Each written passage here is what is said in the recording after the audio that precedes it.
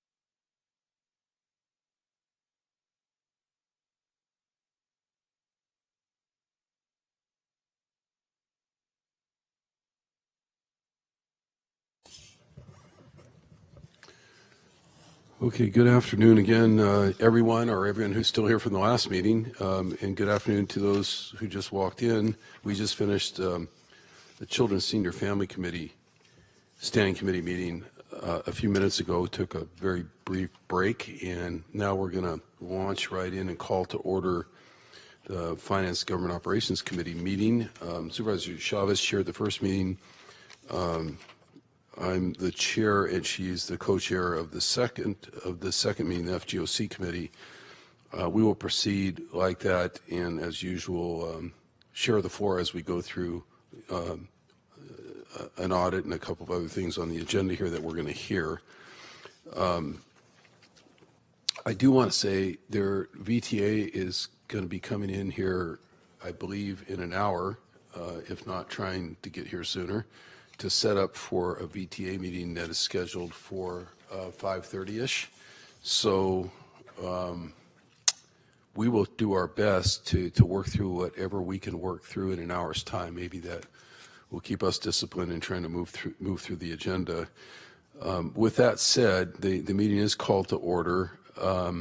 As far as introductions go, why don't we start with you, Greg, real quick, and just so it's on the record who's here.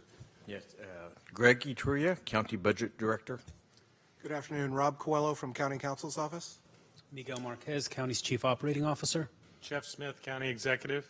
Cindy Chavez, member of the Board of Supervisors. And Dave Cortese, Board of Supervisors. So we'll call public comment, and we'll move the consent calendar, and we'll discuss the order of the agenda when we get to that item. On the public comment piece of it, we have Scott Largent. If there's anyone else who wants to come up and speak, we have 5 or fewer speakers, so we're going to set the clock at 3 minutes. If someone else wants to speak, please fill out a form. Hi, Scott. Okay, great. Thank you, Frank. Thank you, Frank. Fumbling back there, so sorry about that. I do appreciate trying to help that woman out that showed up here. I'm not too familiar with her. I've seen her at several of these meetings. I know she gets a little riled up. Kind of out of the norm today. I've never talked to the woman in 3 years. So she comes up into the hallway out in front of there and kind of goes on a rant for about 20 minutes. So she is having a mental health crisis. So you're seeing something like that unfold. And I know you get a lot of people that are kind of chiming in and getting involved, like yourself, Cindy, Dave. You know, I see what's going on in the background, getting a hold of Preminger, talking to the deputies. In situations like that, the woman's not necessarily breaking the law, but she probably just needs to sit down in the hallway and talk to somebody for a half hour or an hour and just vent. I mean, she started doing that with everybody, all your staff, but when you call these numbers to get that type of person out, they always have to jump through all these hoops to make it happen, just to have a psychologist come out.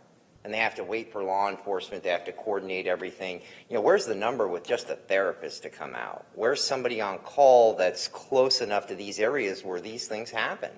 We have a lot of people up and down this hallway every day that are here having issues. They are upset. They're at a heightened anxiety level. And I think they just slip through the cracks. And they keep kind of showing back up, and I just think they need help. They need somebody to start talking to them. You have people on the other side of this building, and I know you guys probably see this when you walk to your cars. There's people not only sleeping out here, they're crying, they're on their cell phones, they're homeless, they're having mental health issues. It just kind of seems like we just leave them there. It's the same thing over at the light rail. It's the same over on the other side of the police department. And then when we get a lot of, when we get a lot of people that are released from our jail that are not felons, not career criminals, when they get out of there and they're kind of lost and they don't know what's going on, they wander these areas like your employees do when they're walking around doing their exercise, and they don't know where to go. You send them over to the reentry network. Since they're not a felon, since they can't get into the AB 109 funds, we can't even give them a bus pass. We can't even give them someone to talk to. I talk to these people a lot out here. It's like they're falling from that net. And then you send them over to the public defender's office. They have not given out bus tokens in 9 years from that place. And the reason I'm telling you guys about this is about a week ago, I couldn't afford to take the bus. I couldn't even afford to eat. So I tried to figure out some of these resources. Door was shut at the reentry center pretty much because I'm not a felon. And where's the bus tokens? Where's the little bit of help when someone needs it? I just don't think it's here. Thank you. Okay, any other public speakers on items not on the agenda today? Seeing none, we'll move to item 3, which is the consent calendar. And the order of the agenda can be taken up at this time as well. Supervisor Chavez, recommendations? Thank you very much. Here's what I would like to recommend. I'm going to start with consent, and then I'm going to go to the order. I'd like to ask that item 6, this is the cash flow loan and general fund subsidy, be deferred to our second our second meeting in January. That item 7 be put on consent because there were no findings in the insurance fraud grants. Their findings were that there was no fraud. Item 8, this is procurement's report on actions taken by the county purchasing agent or designee. I would like to put that on consent, but make a request from staff to send the list to every member of the board and in a form that can be manipulated by alphabet or by date, because the way it's put in here, it's very difficult to use in any tangible way. So if we could get that emailed to all of us would be great. Item 9, this is the annual report on the status of the county's urban agricultural incentives. There was no paper because there was no action. So I don't know if that just stays on the agenda or is accepted with no action. Why don't we continue the item to Okay. the next meeting? Give staff a chance to come back on that one. If they need to, and if not, they can communicate with your office. The Okay. report itself may end up going on consent, but let's go ahead and roll it over as you're suggesting. Okay. And then item 10, this is fleets and facilities report on the take-home vehicles. The report was very thorough, and I suggest we put that on consent. So what we would have on consent or for deferral would be item 6 for deferral, item 7 for consent, item 8 for consent with a request for information. Item 9 would be continued. Item 10 would be on consent, and that would be added to 11, 12, 13, 14, 15, and 16. And then items 5 and 4 would be the only 2 items that we would leave on the agenda, and we would take item 5 first and then item 4 second, the management audit. Okay, we'll move the consent. I'll accept that as a motion on consent and seconded or agreed to it. So that passes the consent calendar and the order of the agenda unanimously, and we'll take 5 and 4 in reverse order. Starting with countywide vacancy report and recruitment status of funded vacant positions. And I just want to thank everybody who gave us the reports. They were clear and helpful, so thank you. Thank you, too, especially on the item 7 audit. It's great to see concurrence on that. Thank you.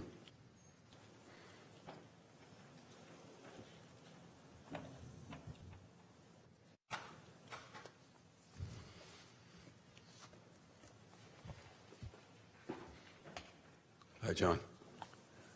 Hi, Chairperson Mr. Mills. Cortese. Yes, ready when you are.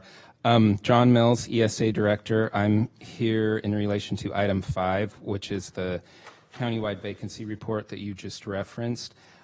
Just briefly, in terms of an overview of the report, we provided the countywide vacancy trend looking at the last 3 years. And you can see, and as we point out in the narrative of the legislative file, our vacancy rate is slightly higher at the October timeframe in the trend analysis this past October 2019 as opposed to prior years. And we attribute that to 2 things, both the positions added relative to the hospital acquisition and how those positions are or aren't being used and will be reconciled. And then also the aftermath of the ITCC, the Information Technology Career Compass Classification Study, because while that study was underway, many recruitments in technology services and solutions were held, and so those positions were left vacant, and now we're ramping up our recruitment apparatus to fill those vacancies on a schedule according to a recruitment plan that we've developed in partnership with TSS. Further, we categorize in the report the status of the various vacancies into 3 categories. One where there is no recruitment in progress because either the department hasn't requested to fill the vacancy or the position is otherwise being evaluated.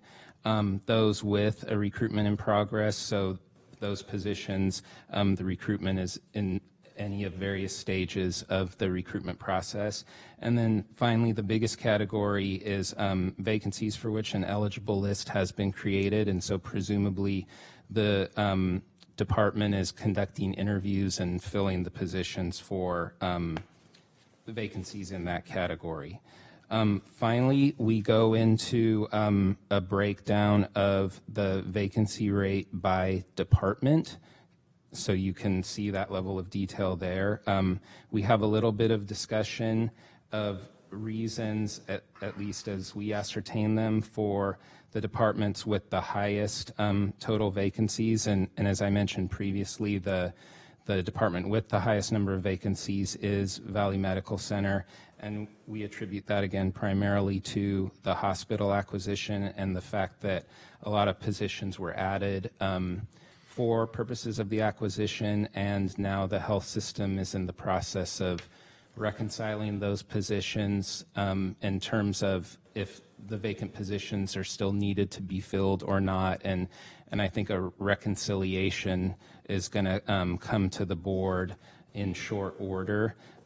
Technology services and solutions, I mentioned the ITCC factor. And then finally, social services agency, it's my understanding in terms of the positions with no recruitment in progress that those are primarily eligibility work positions in DEBS, because I believe that the department is holding a certain number of positions vacant pending finalization of the state allocation and understanding what the funding level is going to be, so they don't want to fill positions and then not get the commensurate allocation from the state.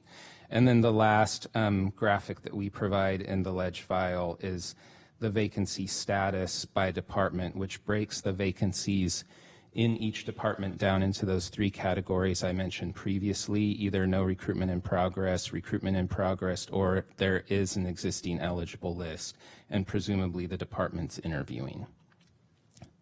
So that's the vacancy report. Thank you. Sure. Questions, Supervisor Chavez? So a number of these issues I think we're going to kind of dive into as we complete the audit, but just from an overall perspective, I just want to take a look at Valley Medical Center for a moment and ask what is the process right now that is being undertaken to determine how to right size the hiring for the hospital? And what I'm curious about is relative, for example, to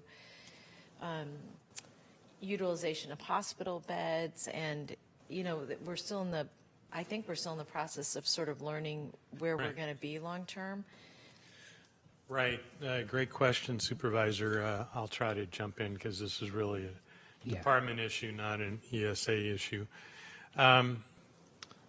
We consciously asked the board for more position creation than we thought we would need in order to have the flexibility to hire the Verity employees. And then you'll remember we also then came back and created a number of unclassified positions. In that full process, we were doing an analysis of what the exact needs would be in the 2 new hospitals, and we didn't forget about the fact that we still had needs at VMC. So what we're doing at this point is we're going through, the hospital and health system, Paul and his team are going through all of the budget units one by one and looking at what we think we really need in order to staff fully and fund fully those units. And we're doing it with the prejudice that we're trying to eliminate the utilization of contract labor, which happens a lot in the nursing classification, and particularly happened a lot at the Verity hospitals, so at O'Connor and St. Louis. So by definition, we were far more understaffed with permanent nursing staff than we were even aware of before we purchased. We knew the cost, but we didn't realize that they were using so many contract nurses. So the prejudice is to try to eliminate that, to try to minimize the utilization of extra help and overtime. And so that's meaning changing around the way we have staffing patterns, not only at the 2 new hospitals, but also at VMC, particularly in the Sobrato Pavilion.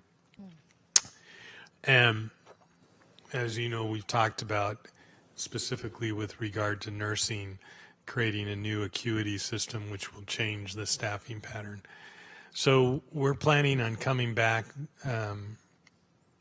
It'll probably be either shortly before or shortly after the mid-year with a request to eliminate positions that we don't think, vacant positions that we don't think we'll need. And some will be add deletes where we recommend putting a different position in place. I'll also just say from an operational perspective, and this is probably more than you want to know, but once you get me on and started on a roll, I'll go for it. The Verity hospitals, O'Connor and St. Louis, were staffed in a private model method, which basically creates a core staff, nursing and other ancillary personnel and techs, that's less than what they think they'll need on a regular basis by historical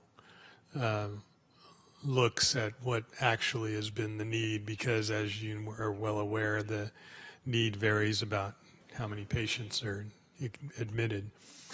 And then they fill up what is a deficit with part-time or contract labor. That's not the public hospital model. What we prefer to do is staff to what we think will be the core needs and then add additional staff if we have the need for more. But that's a different pattern. So we're seeing now that we're going to have to change that pattern, we're going to have to add new additional staff at O'Connor and St. Louis, and the cost of that staff will be offset by the projected contract costs. So it's a total revamp, basically, of staffing patterns. So that's really helpful to know, actually. I appreciate the detail. I think what I would just like to request is that when we look at the cash flow issue, I read something that I think already went to Health and Hospital that had the utilization of beds and right. So one thing that would be helpful is that when we look at the cash flow, if we can look at the report that already went to HC, just because I think it may add some texture to to those numbers. Because I think the point you raise here, which is really interesting, is that on the vacancy rate, I know that in some areas we probably are going to have some duplicates based on what you just said as well, in terms of trying to find the right positions. I know we overcreated, and so it would be important to understand that number relative to census, relative to resources. Right. So. And I should have also mentioned the committee is well aware of the issue of transitioning individuals from provisional to permanent, or from unclassified to permanent, and those will effectively also be add deletes to say so that in that Right. process, people will move to different positions and the old position will Right. be eliminated. And that I recognize there's some fuzzy in that, but if we talk about it concurrently, that. Sure. Okay, thank you. I think most of the rest of my comments can be addressed in the audit. I just may refer back to this item because this actually brought to life some of the audit reflections and concerns.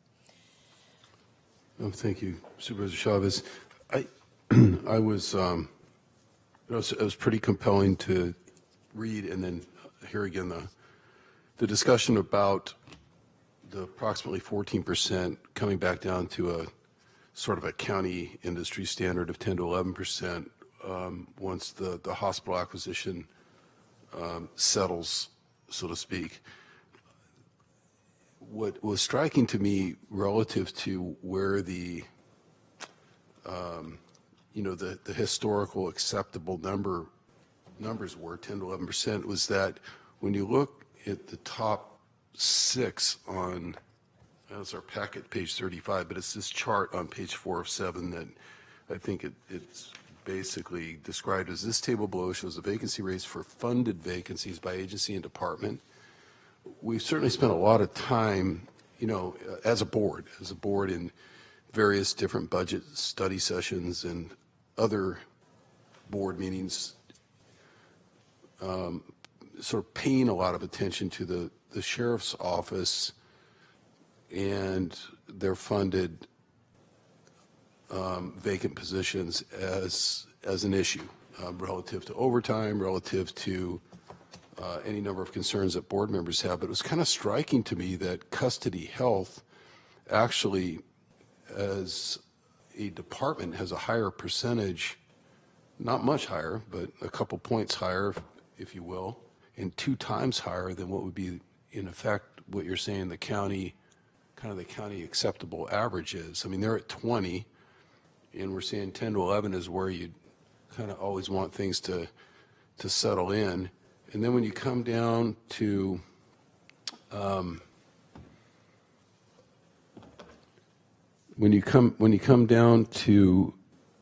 probation has a very low percentage, a relatively significant number, and it's sort of listed in that top 4. So, and then number 1 is behavioral health, which is again almost 20%. When I look at behavioral health, sheriff services,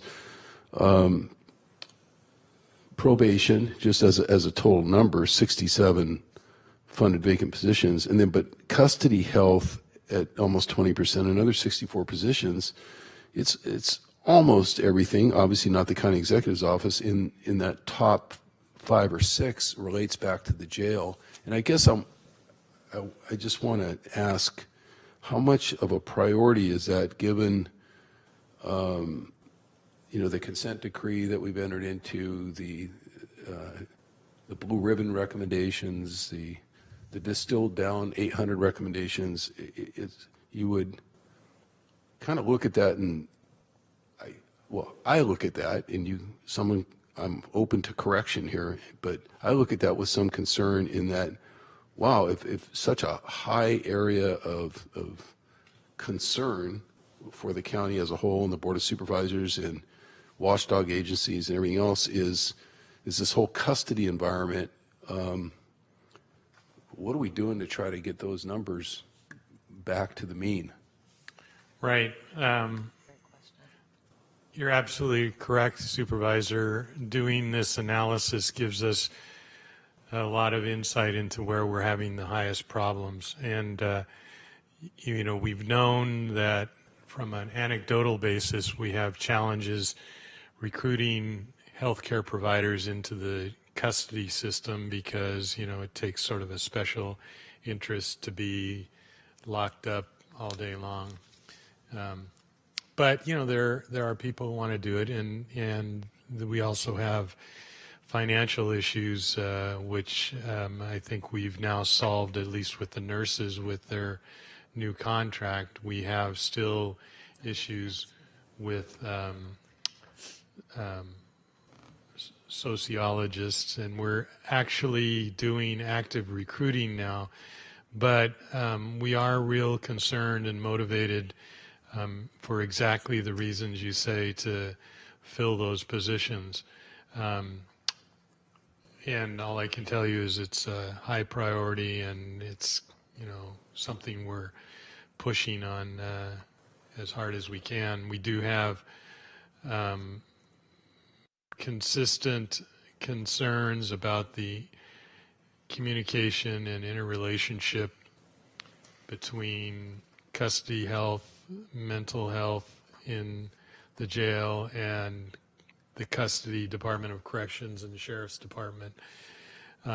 They communicate reasonably well, but every time you make a change in the staffing for one, you have to change the staffing for another, because, you know, nurses can't be seeing patients without being, you know, supervised, and, you know, the deputies aren't necessarily always available. So we're looking at differing staffing patterns to try to deal with that. Just one example of that, to give you some concrete, is pill call.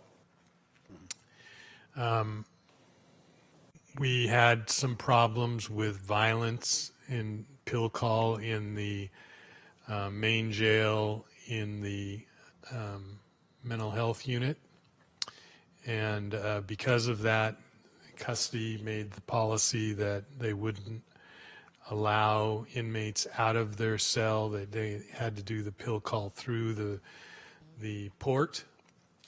Well, that causes significant problems for the nurses, because they don't feel comfortable doing that, because they can't do their assessment as correctly as they can.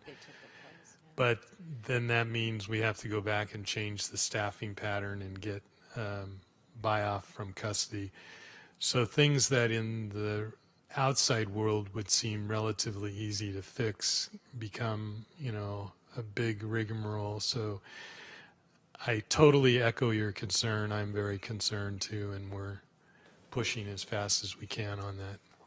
And I'm just wondering if at some point, and maybe the oversight contract will help tie some of this together, but at some point, you know, thematically, there isn't kind of a recruitment, I hate to call it marketing, but kind of a recruitment approach that focuses on, you know, we need help in this environment. We need help on the healthcare side. We need help on the SO side. We need help on, you know, on the corrections side, obviously essentially part of the SO for now. But it just seems to, if it's hard to recruit there, maybe that's where we double down in terms of our efforts. That's what I'm saying. If the problem is in part who wants to work in a jail, it's a smaller pool of applicants, then I'm just suggesting maybe that's part of what the numbers are showing us, because in other law enforcement areas, we're not experiencing that. We're not experiencing it with the DA's office here, or the as a percentage at least, we're not experiencing that with the probation. That's what I was trying to point out. You know, that could be an anomaly, but then they're not spending necessarily their entire time inside. So I'm saying, Dr. Smith, I think you may be on to something, that there's a sort of a higher bar or a barrier, a self-imposed barrier to entry to professionals, and how is it better, stronger recruitment? Is it a combination of recruitment and ultimately compensation, or looking at what it takes to be competitive? But I think it would help take down a lot of the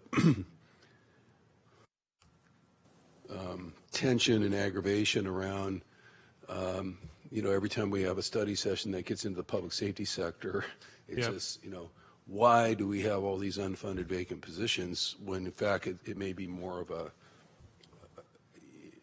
thematic issue, for lack of a better way to put it. Right. That we can try to assist with, because I mean, really, you're running the custody health side. Right. You know, I say that respectfully. Sheriff's running the SO side, but you're really seeing very similar challenges in terms of getting people to fill those positions, irrespective of who's doing the management on it. So. Yeah, I agree. Well, I'll let it go.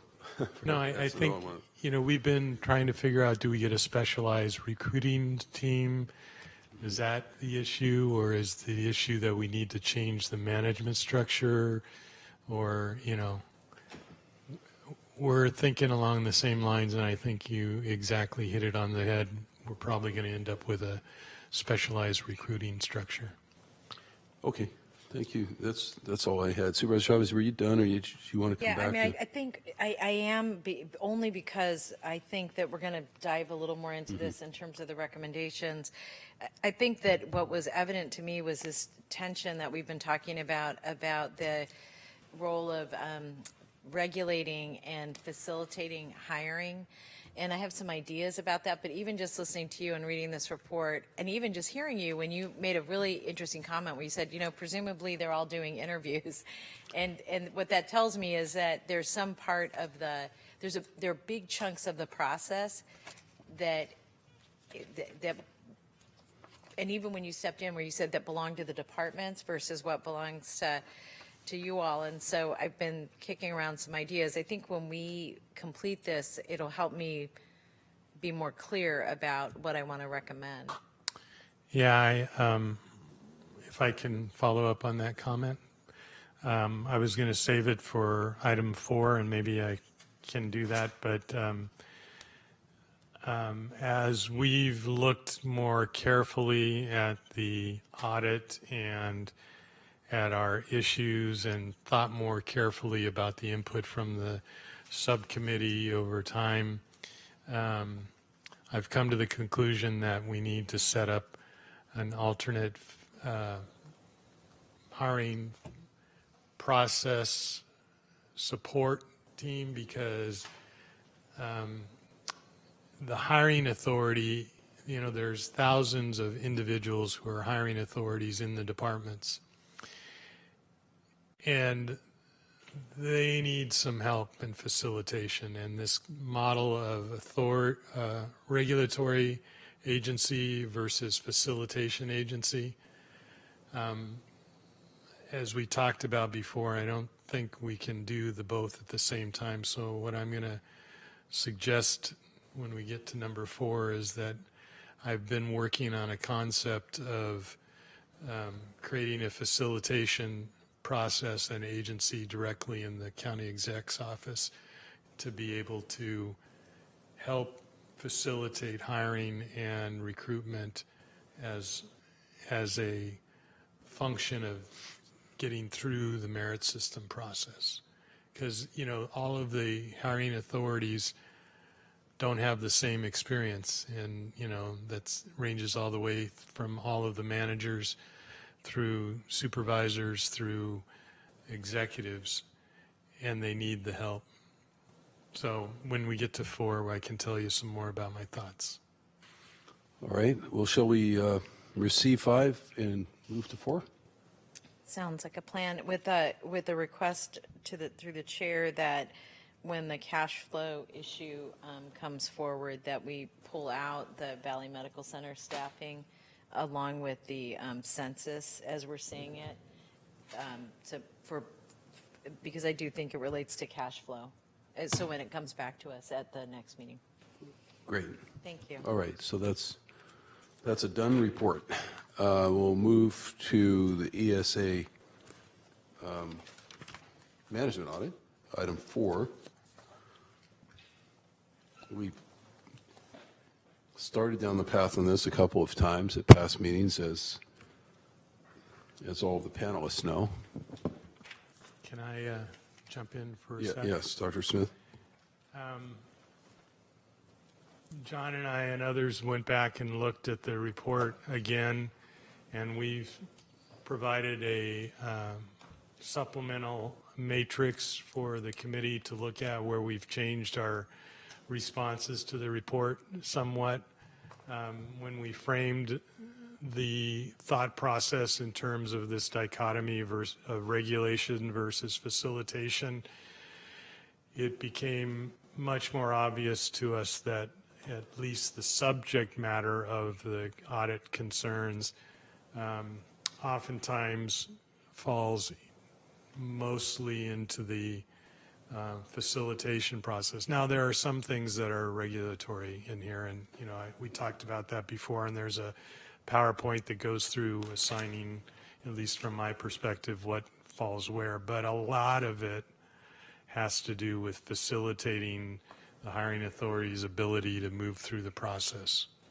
And so we felt that we should change the matrix responses to address that and recognize that and move towards a process of creating a facilitation agency, essentially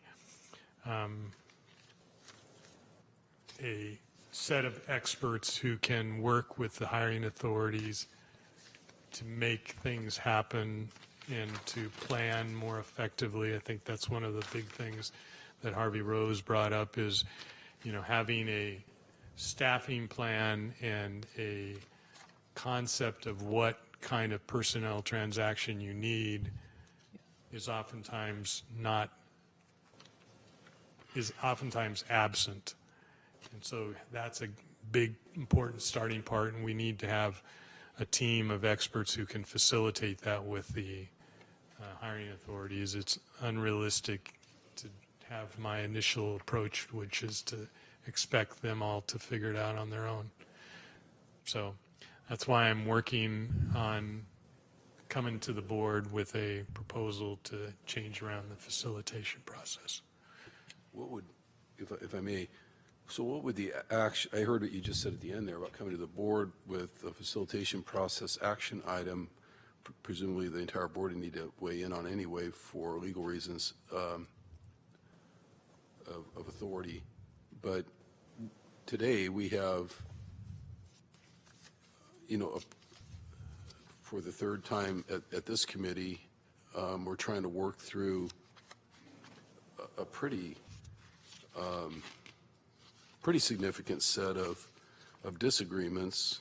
I know the last time we met, you talked about sort of pulling those disagreements back, but then what is I'm not saying I'm prepared to proceed without discussion, but what does that action look like here today? What is the companion action in your mind, Dr. Smith, to I'm going to bring something to the board, you have an audit in front of you, so where does that leave the committee, I guess is what I'm asking, in your mind?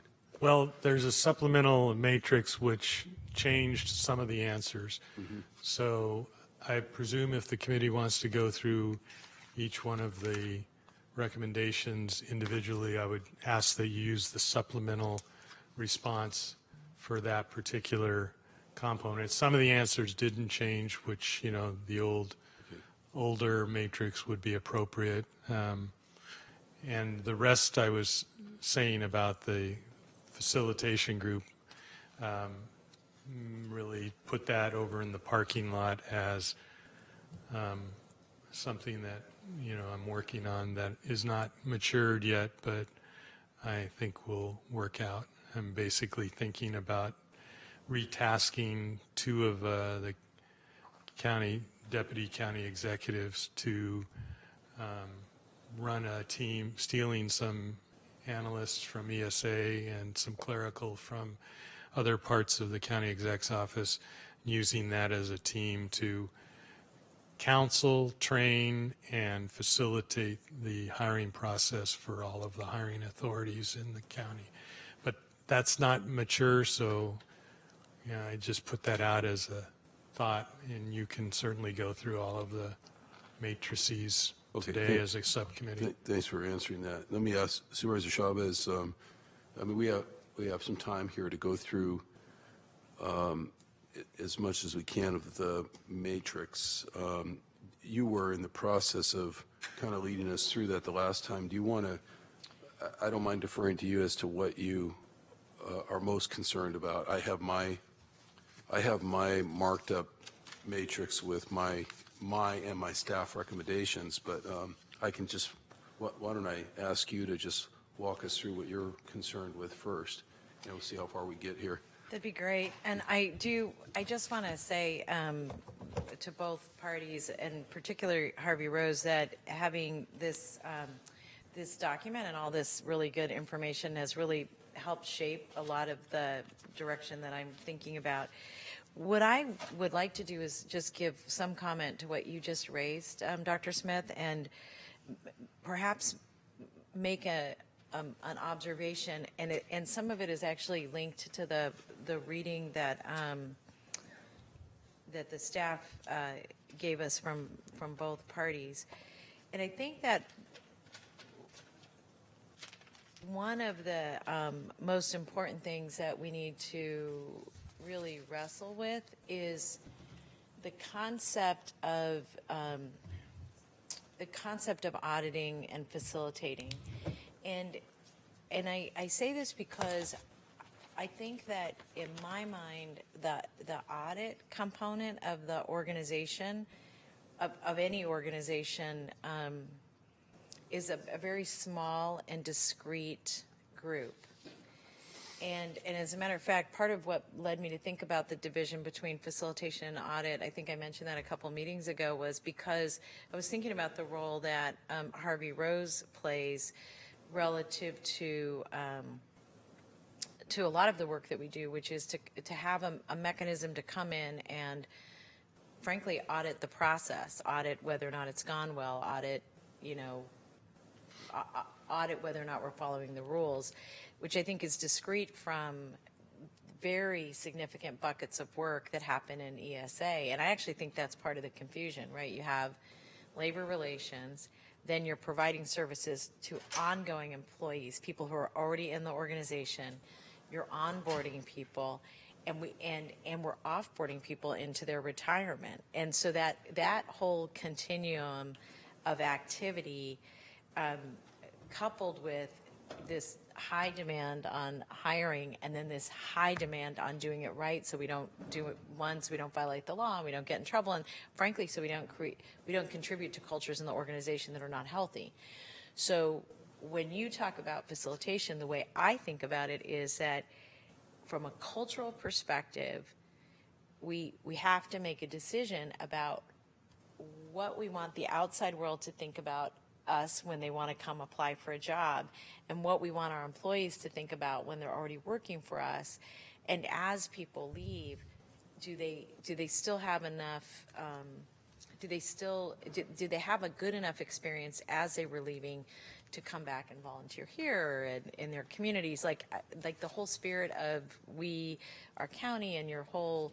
And I'm going to go back to your cultural, the cultural changes you've been trying to make at the core. So if what you're saying is, yes, we want to have a really small, discrete group that are going to be auditing, and we're going to really think about the continuum of the relationship we want to have with our employees, and then even another distinct bucket is, how does all of that fit into labor relations?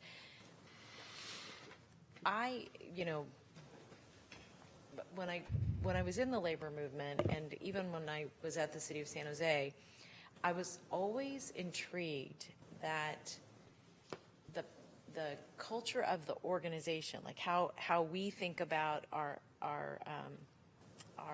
work. And it's hard because the county is so big, right? 22,000 people. So as I say this, I recognize that there's a very distinct culture within the eligibility workers and probation, and we've got all of these like buckets. But that if what we wanted to really be able to do was transform the organization into this service model that you've visioned for years, then the most important thing we can do is figure out how the hands of how we literally physically bring people in, how we support them when they're here, and how we send them out is really connected to a vision that is reflected in the policies that get framed to accomplish that.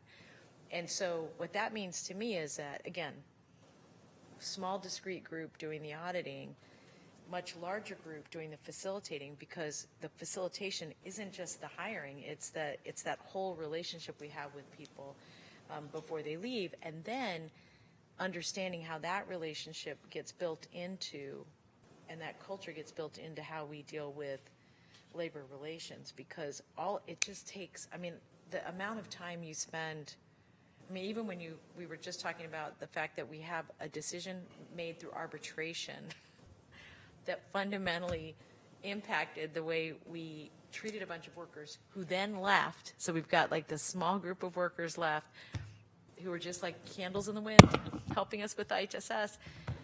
And it's been going on for years. Like that's a multi-year problem that we can't address. So as you think about this, I would really want to understand, Dr. Smith, from your perspective, how it fits into just culture and how the audit function is in fact auditing and making sure we're following the rules, but that the dominant part of the organization is doing something entirely different than it's doing today. Right. Well, that helps me crystallize my thoughts even more, because where I came from with this is listening to the subcommittee very carefully about, the distinction between regulation and facilitation, and how we really, I think you brought up, during one of the previous meetings, somehow we have to really focus on facilitation. And so what I thought about, the reason I was talking about putting it in the county exec's office is very analogous to what we've done with the special offices, like the Office of Women's Policy or the Office of Immigrant Relations or Labor. These are services that, as you well know, because you created most of them, which parts of the organization did, but were focused on just their part and needed a broader perspective. And I think we've had a lot of progress with like Office of Women's Policy and others. And here we have a situation where we have ESA and 28 different departments, but thousands of different individuals doing hiring, all with a slightly different perspective, and as you point out, coming from slightly different cultures. We really need a centralizing force to do the facilitation. So I will write that, what you said, down, and I'm still working on it, fleshing it out. Don't hold me to any particular org chart yet. That's really helpful. I think, thank you, Dave, for letting me just dive in on that, because I think the other interesting part of this is that we may be trying to do something that's not being done in other places, other government agencies. But what I will also say is, as a local government, we are, I mean, we're not quite LA or New York, but we are very large. And Yep.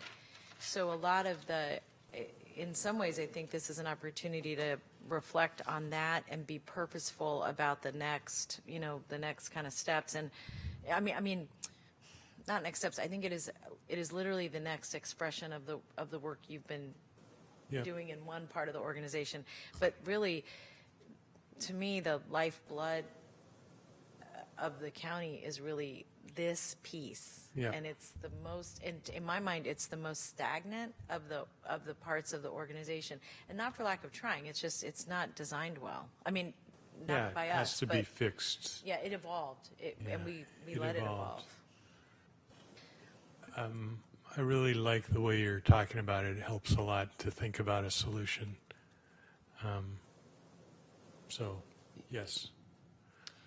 So I know I took up a lot of time there, Dave, and we have 15 minutes before, actually we have 13 minutes before a bunch of people are going to stare at us.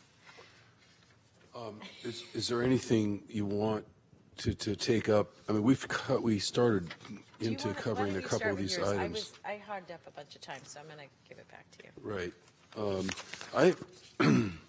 I think we talked about the first item. Let me ask Sharon, the auditor, how far your recollection is in terms of the opportunity, and same to Mr. Mills, but on the issue of developing, implementing, and enforcing an administrative policy that requires hiring departments to do the various things that you outlined. There's about 4 points, and I just had that as my first item to get into, but we started to cover that previously.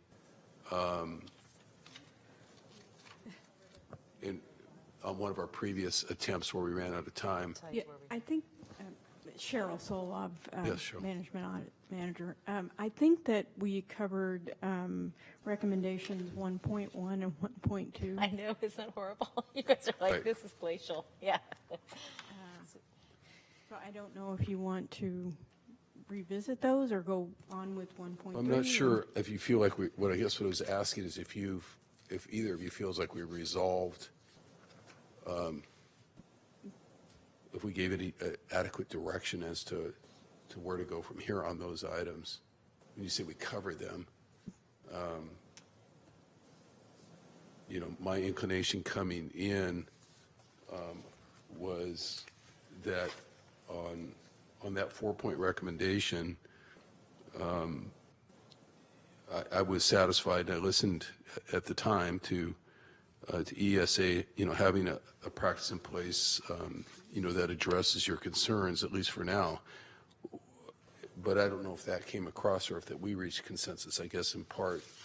I don't know who would know that at that point. That's one of the problems with starting something in October and November and picking it up again in January. So, but I suppose being the auditors you are, you might have some record of where you think we left off. And Mr. Mills running the agency would please pipe in.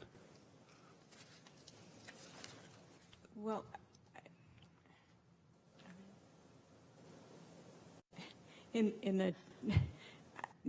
since the audit initially came out, they've revised their responses. So I think, items 1 and 2 are 1.1 and 1.2 are probably completed Okay. for our purposes, and we could move on to the next couple of recommendations in section 1. Okay. Well, that's what I wanted to know. Okay. And I'm still working off my original notes. I guess as kind of Yeah, and executive so- brought that up earlier as to what he would like us to work off the new matrix, but I didn't redo my notes based on a new matrix. So, Supervisor Chavez, the best I can do is go through them and say, are we good? Do we need to stop and So the give next some item direction? that we hadn't discussed yet in my notes was item 1.4. Is that accurate with you all? Oh, I'm sorry, we completed 1.4. We were ready to go to section 2. Is that what you have also? I have No. 1.4 was something that was covered a little bit in 1.2 and 1.1. So I thought we had covered it, but do you want to go to 1.4? I'm not sure that we ever resolved 1.3. And Oh, okay, then let's go to 1.4 is 1.3. related to 1. Okay, then let's do 1.3. But okay. Go ahead. So so this recommendation was essentially to ensure that job specifications meet the needs of the departments. Because in our audit, we found that departments reported that the job specifications don't meet their needs. That there were in the response back, that was the key. That was the primary barrier to hiring, according to the departments that were doing the hiring, is that the job specifications were out of whack with the needs of the positions that they were trying to fill.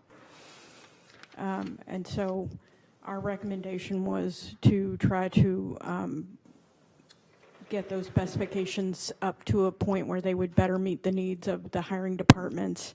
And in their revised response, the ESA said that they agreed, but also that they were already doing this. And we don't think that that is what's happening on a consistent basis. And so we do feel that this needs more shoring up. Let me just ask whether it's been done exactly or not. Looking ahead, Mr. Mills, is what your revised response basically saying is that we are intentional about going in this direction?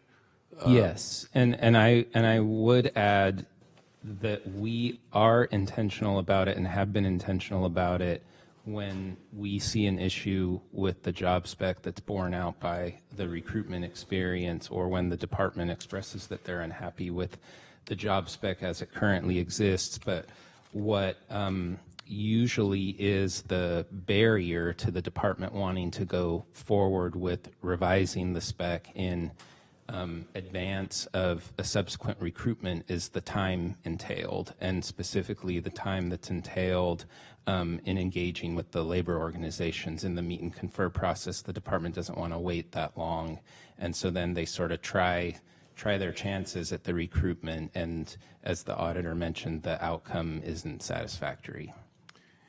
And I think that, you know, we need to be intentional. Again, this is, I think, a matter of training, communication, and facilitation that, you know, we need to be thinking about it as early as possible.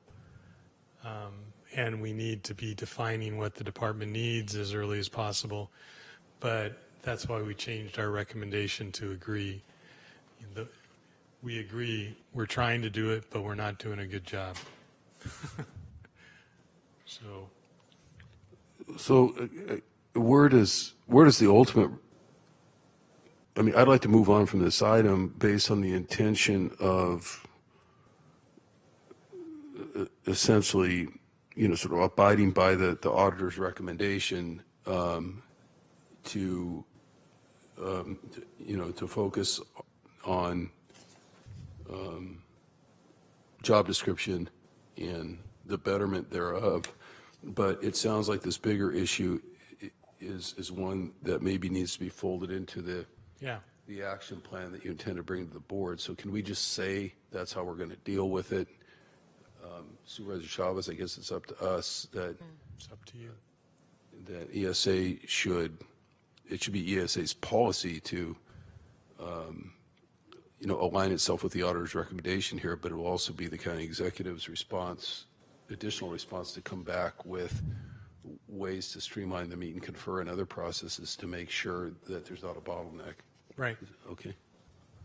Is that, I guess it's satisfactory to you if we say it is, but any further comment? It's hard for me to assess what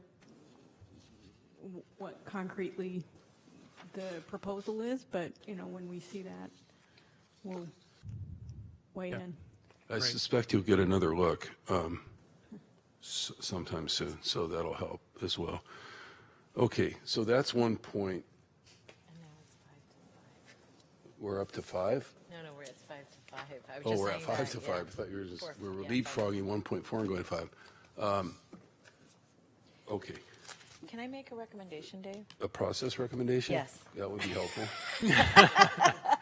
Here's what I would just suggest. I think Dr. Smith gave us some really big new information that personally I need to digest, and I'd be really interested in giving, you know, the auditors a chance to digest it and get your thoughts on it too. I don't think we should do that today, but I just think to get your thoughts. And then what I would like to recommend, Dave, is that you, working with the county exec and with Cheryl, come back with what are possible options for us relative to the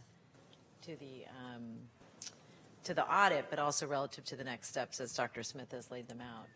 Yeah, I would like, I mean, one of the challenges we have with these committees is, Right. you know, we can't break into a subcommittee and try to, you know, narrow things down efficiently for all of us, for you as well, and come in with some advanced recommendations like we would if two of us wanted to bring to the Board of Supervisors some version of this or some modified recommendations. And I'm pretty sure County Council could bless at least the notion of us sitting down without having everybody here as the two committee members in a public noticed portion of the meeting, and just allowing us to exchange our ideas about where we want to land on these items. And I think what that would allow us to do process-wise is essentially just turn that over through the clerk to the auditor and to the county executive, Mr. Mills, and just say, this is where the two committee members landed, you know, in terms of